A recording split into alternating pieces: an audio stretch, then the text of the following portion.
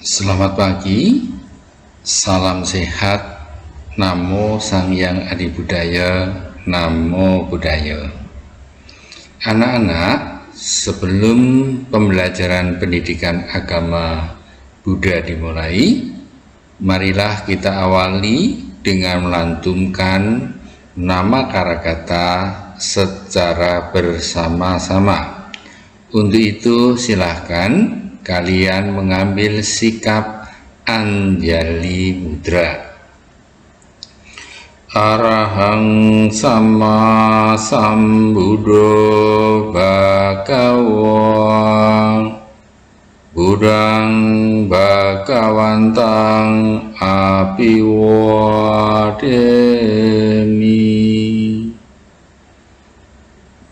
Namo Buddhaya. Swakato Bhagavata Dhammo Dhammoang Namasami.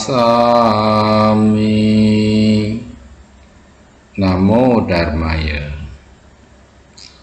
Supatipanno Bhagavato Sawaka Sangho Sanghang Namami.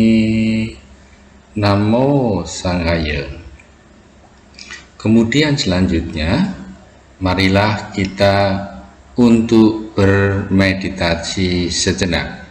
Untuk itu, silahkan mengambil sikap duduk tegak, nyaman, dan rileks. Sadari dan pejamkan kedua mata. Napas masuk, aku tahu. Napas keluar, aku tahu. Napas kasar, aku tahu. Napas halus, aku tahu. Sadari dan ulangi secara berulang-ulang agar tetap terjaga. Buka kedua mata, meditasi cukup. Anak-anak, di pagi hari ini kita bersama-sama akan membahas materi bab 2 tentang pemutaran roda dhamma.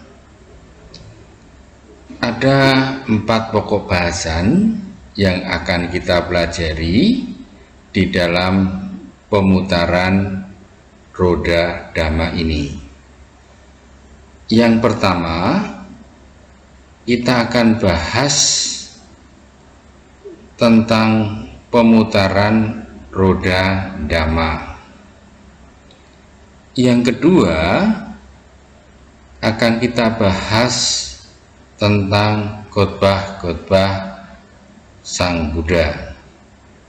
Kemudian yang ketiga adalah tentang 60 arahat, dan yang keempat kita akan bahas tentang Upasampada Bhikkhu. Peta konsep ini yang nantinya menjadi acuan di mana kita akan membahas di bab 2 ini. Untuk lebih jelasnya, mari kita bahas yang pertama, yaitu A. Pemutaran roda dhamma. Silahkan dilihat dalam tayangan ini. Di dalam pemutaran roda dhamma ini, kalian diminta untuk mengamati sebuah gambar. Dari gambar ini, kalau kalian cermati, ada seorang dewa yang sedang menghadap Guru Agung junjungan kita. Yang menjadi satu pertanyaan, apakah yang dilakukan dewa itu terhadap Guru Agung junjungan kita. Untuk itu mari kita memasuki materi selanjutnya, yaitu materi tentang keputusan Buddha mengajarkan Dhamma. Apa yang melatar belakangi Guru Agung junjungan kita untuk mengambil sebuah keputusan mengajarkan Dhamma? Silahkan disimak dalam tayangan ini. 7 minggu setelah Buddha berdiam diri menikmati kebahagiaan penerangan sempurna, saat itu beliau berada di kaki pohon Ajapala Bayan di tepi sungai Nerajana. Ketika itu Guru Agung junjungan kita dalam kondisi kebingungan, dalam tanda kutip, dia dalam kondisi siapa yang layak akan menerima Dhamma yang akan dibabarkan ini, karena beliau menyadari bahwa Dhamma yang beliau temukan itu sangat sulit, sangat dalam, sulit dimengerti, damai dan mulia, di luar jangkauan logika, halus untuk dialami oleh para bijaksana. Namun generasi saat ini penuh ketamakan dan kebencian akan mempersulit bagi mereka untuk memahami Dharma ini. Lebih baik aku tidak mengajarkan Dharma ini. Ini yang ada di dalam pikiran Guru Agung junjungan kita. Sebuah keprihatinan, yaitu tentang satu kondisi generasi muda saat itu yang ada di dalam benak beliau. Untuk itu muncullah satu pemahaman, kemudian Guru Agung junjungan kita menyatakan dalam syair sebagai berikut. Susah payah kupahami Dhamma, tidak perlu membabarkan sekarang. Yang sulit dipahami mereka yang serakah dan benci. Orang diselimuti kegelapan takkan mengerti Dhamma. Dhamma menentang arus, sulit dimengerti. Dhamma sangat dalam, halus, dan sukar dirasakan. Nah, setelah beliau mengucapkan syair ini, beliau memutuskan untuk tidak membabarkan Dhamma yang beliau temukan. Beliau sadar bahwa Dhamma ini sangat sulit dimengerti manusia yang masih diliputi kegelapan batin. Maka sewaktu Sang Bhagawa, guru kita, Sang Buddha, dalam satu perenungan demikian, pikirannya condong pada hidup nyaman dan bukan mengajar Dhamma. Maka Brahma Sampati dapat membaca pikiran Buddha, lalu berpikir, aduh, dunia ini sudah selesai. Aduh, dunia ini segera musnah. Karena Sang Tathagata, Sang Arahanta yang telah mencapai penerangan sempurna, condong pada hidup nyaman, bukan mengajarkan Dhamma. Itu kegelisahan dari Brahma Sahampati. Kemudian secepat kilat Brahma Sahampati lenyap dari alam Brahma dan muncul kembali di depan Buddha.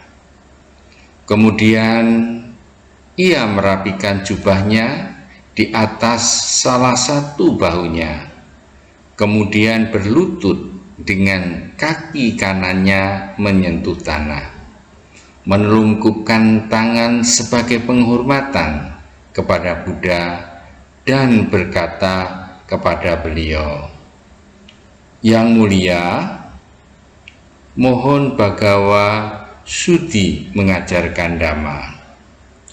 Mohon yang sempurna mengajarkan Dhamma.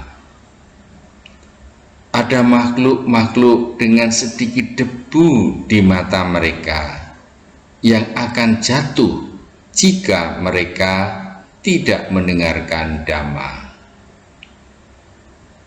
Tetapi akan ada sedikit orang-orang yang dapat memahami Dhamma." Setelah Buddha memahami permohonan Brahma dan demi belas kasihnya kepada makhluk-makhluk, lalu beliau mengamati dunia ini dengan mata seorang Buddha. Kemudian, sewaktu beliau melakukan hal itu, Buddha melihat makhluk-makhluk yang memiliki sedikit debu di mata mereka, dan mereka memiliki banyak debu di mata mereka. Yang memiliki indera tajam dan yang memiliki indera tumpul, yang memiliki kualitas baik dan yang memiliki kualitas buruk, yang mudah diajari dan yang sulit diajari, dan sedikit orang yang berdiam dengan melihat kebakaran dan ketakutan dalam dunia lain. Seperti di dalam sebuah kolam teratai warna biru atau merah atau putih, beberapa teratai ada yang masih berupa tunas di dalam air, ada yang sudah tumbuh di dalam air, dan ada yang sudah berkembang di dalam air tanpa keluar dari air. Beberapa teratai mungkin bertunas di dalam air, tumbuh di dalam air, dan berkembang di tempat di permukaan air. Ada beberapa teratai mungkin bertunas di dalam air, tumbuh di dalam air, kemudian tumbuh keluar dari air dan berdiri tanpa dikotori oleh air. Kemudian setelah melihat hal ini, beliau menjawab Brahma Sampati dalam syair sebagai berikut: "Terbukalah bagi mereka pintu menuju keabadian. Biarlah mereka yang memiliki telinga memberikan keyakinan, meramalkan kesulitan, oh Brahma. Aku akan mengajarkan Dhamma mulia ini yang unggul dan mulia di antara manusia." Kemudian Brahma Sampati berpikir, Sang Bhagawa telah memberikan persetujuan atas permohonanku sehubungan dengan pengajaran Dhamma. Kemudian Brahma Sampati memberi hormat kepada Buddha dan lenyap dari sana atau tempat itu. Hingga kini permohonan Brahma Sampati kepada Buddha tetap diperingati dengan permohonan kepada seorang biku untuk mengajarkan Dhamma yang berbunyi sebagai berikut. Brahma Caloka Dipati Sahampati Katanjali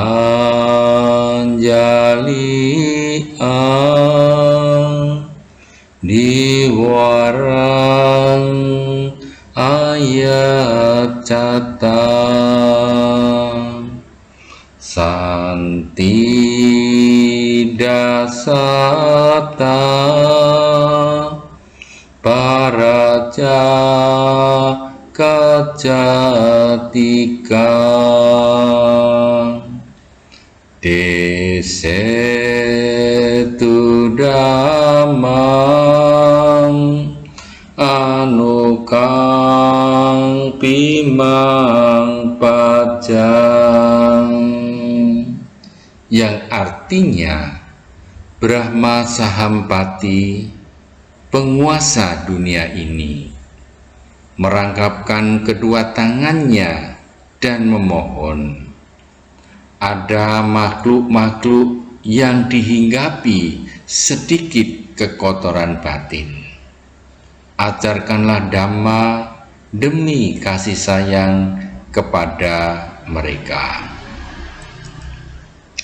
Dengan mata Budanya, beliau dapat mengetahui bahwa memang ada orang-orang yang tidak lagi terlalu terikat kepada hal-hal duniawi dan mudah mengerti Dhamma. Oleh karena itu, Buddha Gautama mengambil ketetapan hati untuk mengajarkan demi belas kasihnya kepada umat manusia. Kesediaannya itu diutarakan dengan mengucapkan kata-kata sebagai berikut. Terbukalah pintu kehidupan abadi bagi mereka yang mau mendengar dan mempunyai keyakinan. Sesosok Buddha memiliki pilihan untuk mengajar Dharma atau tidak. Buddha memilih mengajarkan Dharma kepada banyak makhluk karena welas asihnya kepada semua makhluk dan demi kebaikan dan kebahagiaan banyak makhluk. Anak-anak, setelah kalian tadi menyimak dan mendengarkan apa yang telah Bapak sampaikan, maka selanjutnya tugas kalian adalah mengerjakan lembar kerja 1. Pertama-tama kalian nanti bisa tulis nama, nomor absen kelas 7. Kemudian yang paling pokok semua itu, kalian mengkomunikasikan tentang pemutaran roda Dhamma. Yang harus kamu selesaikan adalah mengapa alasan Buddha tidak mengajarkan Dhamma kepada mantan gurunya. Kemudian yang kedua, apa yang menjadi alasan Dewa Brahma Sahampati mendesak agar Buddha mengajarkan Dharma. Jadi ada 2 hal yang harus kamu selesaikan seperti yang telah Bapak sampaikan itu. Oleh karena itu, jika kalian ada kesulitan, kalian bisa berdiskusi dengan temanmu, kalian bisa membaca beberapa literatur, atau kalian juga bisa browsing di internet. Kalau memang diperlukan, kalian bisa kontak sama Bapak. Untuk itu, mudah-mudahan pembelajaran pertemuan kali ini memberikan satu penguatan kepada kalian semua bahwa dalam pengambilan keputusan seorang Buddha yang Maha Tahu sangat sulit sekali untuk disampaikan. Seperti tadi Buddha mengatakan bahwa Dhamma itu sangat halus, ya, sangat sulit bagi mereka yang batinnya dipenuhi dengan kegelapan atau kemelekatan-kemelekatan itu. Oleh karena itu, untuk mengambil sebuah keputusan, Guru Agung junjungan kita untuk menyampaikan Dhamma itu harus sampai kepada mereka-mereka yang memang telah siap batinnya, itu adalah keputusan yang tidak mudah. Oleh karena itulah, di kesempatan ini silahkan apa yang telah Bapak sampaikan tadi bisa kalian cermati, bisa kalian amati, dan bisa kamu praktekkan dalam kehidupan sehari-hari. Maka selanjutnya, pendidikan agama Buddha kita akhiri atau kita tutup. Maka silahkan kalian mengambil sikap duduk dan beranjali. Kita bersama-sama menyanyikan Gita Namaskara. Mari kita menghormati Sang Buddha, junjungan kita, Guru Buddha amatlah berjasa mengajarkan kita kebenaran. Terpujilah Tuhan Yang Maha Esa, terpujilah Sang Triratna, para bodhisattva dan mahasatwa. Terima kasih, hari ini saya telah belajar dengan baik. Semoga ilmu yang saya dapatkan dapat berguna untuk diri sendiri dan orang lain.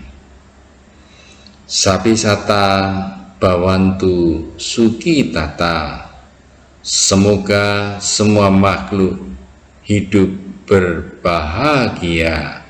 Sadhu, sadhu, sadhu.